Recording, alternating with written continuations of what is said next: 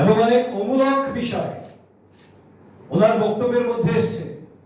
অনেক গান গল্প তৈরি করেছেন, গল্পের কোনো গাঁথি চড়ানোর চেষ্টা করেছেন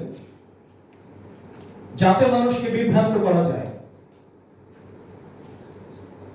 কেন করেছেন সেটাও আপনারা জানেন, রাজ্যবাসী জানেন। কারণ রাজ্যবাসী ভুলে যায়নি জিনেট কিভাবে এসেছিল, কোত্থেকে এসেছিল, তার কেলেঙ্কারির পেছনে মহানায়ক কারা ছিলেন সেটা কিন্তু আমরা ভুলে যাইনি।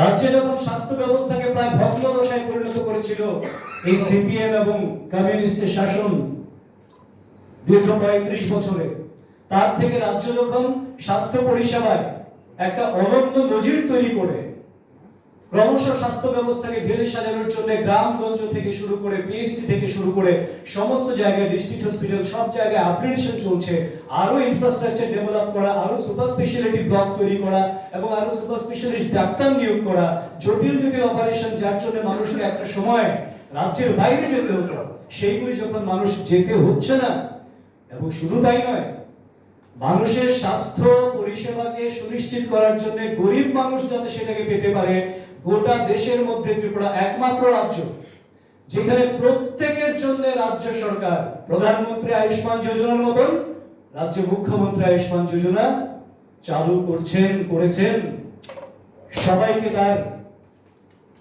সুযোগ দেওয়ার জন্য সর্বতভাবে সরকার কাজ করছে যাতে প্রত্যেকটা মানুষ ৫ লক্ষ টাকা পর্যন্ত চিকিৎসা বিনামূল্যে করাতে পারেন।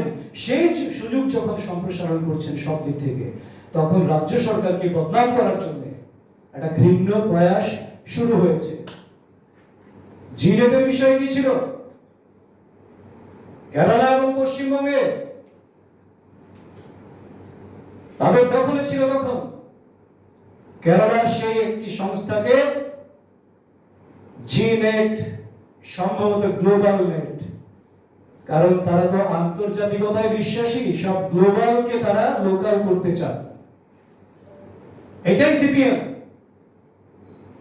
সেই সংস্থাকে স্বজন পোষণের আড়ালে জমি দেয়া, হাসপাতালের বিল্ডিং, যন্ত্রপাতি, সম্পূর্ণ পরিকাঠামো, এমনকি উন্নত মানব সম্পদ দিয়ে